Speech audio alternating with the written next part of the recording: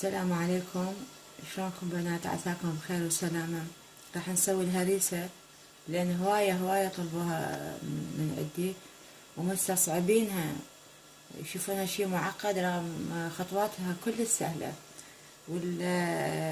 والهريسة مرتبطة عندنا مثل ما تعرفون بشهر محرم الحرام، والعاشر من محرم ذكرى استشهاد سيد شباب أهل الجنة إمامنا الحسين عليه السلام. لكن الناس اللي يعرفون يطبخوها ما تخلى بيوتهم منها طول السنة. وبرمضان أيضا على الفطور همين يحطوها ضروري، لأن هي وجبة كلش دسمة وكلش مغذية وصحية وبها فائدة للجسم.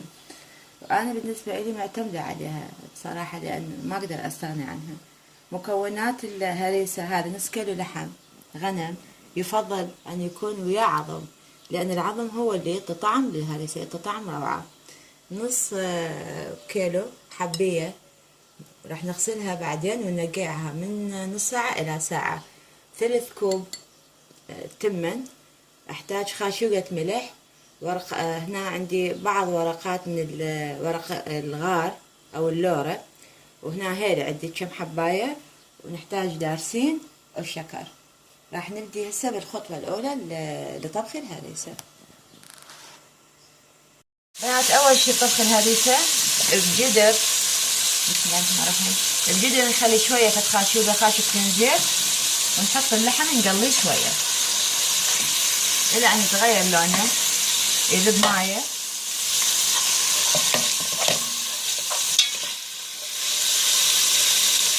بسيطة، دقيقتين 3.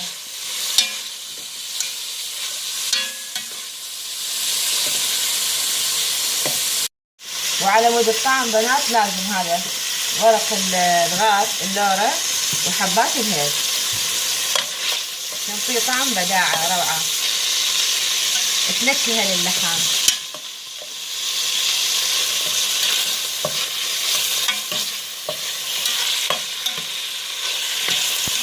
ننتظره 3 دقايق 4 5 دقايق حسب إلى أن يذوب مايه.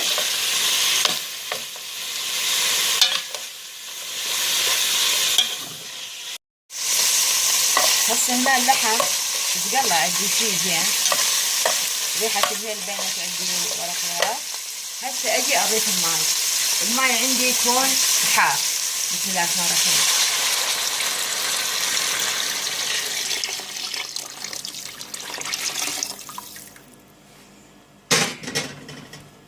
وانتظره اشوف اذا اكو زفارة تطلع عندي شي، اشيلها اقشها وانتظره يفور، يظل يفور الى ان يستوي اللحم شوية. عندي يبدي يستوي عندي، اشوفه بدا يعني اللحم يستوي وشوية مثل يتفتت، اضيف الحبية.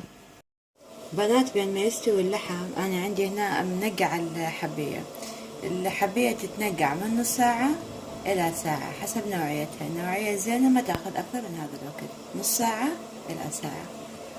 بنات حبايبي، هنا اللحم استوى عندي، هذا يا بدأ يتفتت. ايش أسوي هسه؟ أضيف الحبية. بسم الله الرحمن الرحيم.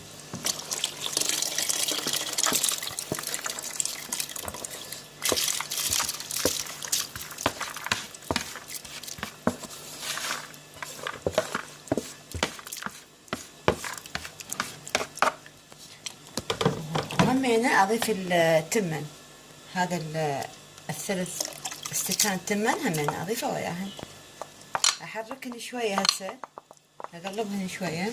بسم الله الرحمن الرحيم. وأخليهم يفورون يستوون استواء كامل.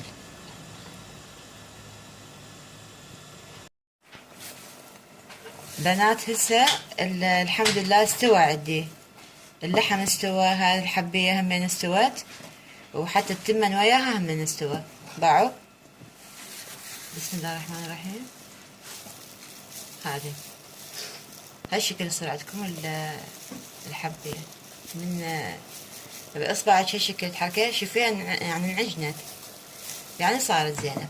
هسه أنا شو عندي كم ملاحظة انتبهوا عليها على مود تنجح عندكم يعني 100% إن شاء الله من تبدون تسوون الهريسة.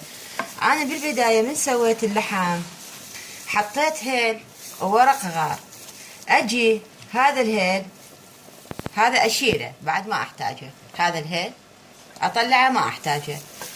عندي ورق غار هنايا همينه راح اطلعه، وبعد اكو عظم خليت على مود ينطي نكهه للهريسه كليتها همينه راح اطلعه. بعد ما هسه راح اطفي الطباخ، انتظرها تبرد، اطلع الهيل، اطلع ورق الغار، اطلع العظام منها، انتظرها تبرد هالشكل يعني فد 10 دقائق، شوف ايش قد ربع ساعة. بعدين اخر مرحلة اخذها على الخلاط اضربها هيك ضربة خفيفة. وهنايا المي، هاي هم من اسرار نجاح الهريسة. هذا المي انا متعمدة خليته، ما اريدها تنشف كلش. ليش؟ لأن بالخلط راح أحتاج شوية ماي عليها على مود يعني يصير عندي هالشكل على سائل، مو سائلة كلش بس في بيها ليونة. أنا ما أريد أضيف ماي من برا، هواي يختلف عندي طعم الهريسة، يعني ما يصير نفس الطعم. أريد هذا نفسية المي اللي مخلوط به الهريسة واللحم وحتى التمن ومهيل وبرق الغار، هذا المي أريده. فهاي انتبهوا عليه الملاحظات. هسه راح انتظره يبرد واصفيه من هذه الاشياء اللي قلنا ورق الغار والهيل والعظام، وراح اخذه على الخلاط.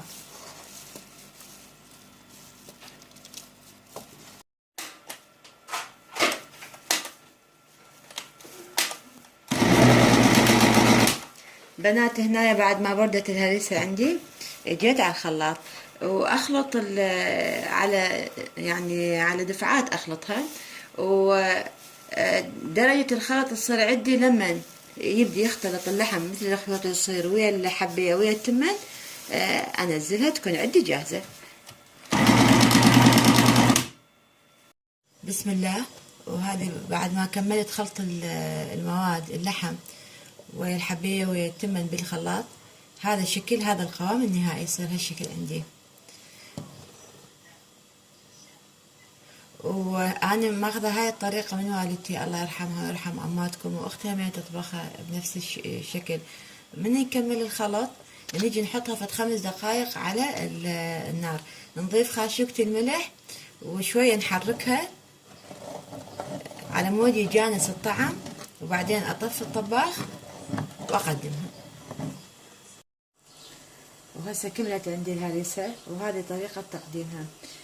نصبها حسب الذوق يعني، اما معون صحن كبير او بالكاسة، وعلى الوجه نحط شوية شكر، واذا عندنا دهن حار نفرقع لها شوية ودارسين.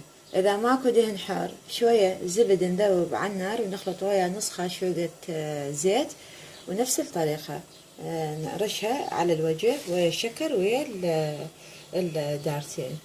وإن شاء الله يا بنات، إن شاء الله أتمنى أكون فدتكم وتعلمتوا طريقة طبخ الهريسة. إذا سويتوها ونجحت عندكم أتمنى تترحمون الوالدية، لأن هاي القناة إحنا نسويها صدقة جارية الوالدية الله يرحمهم ويرحم والديكم وأماتكم. وأكيدا جاي نعطيكم الوصفة المضبوطة والمقادير المضبوطة، وإن شاء الله تنجح عندكم وتاكلوها بالعافية. مع السلامة.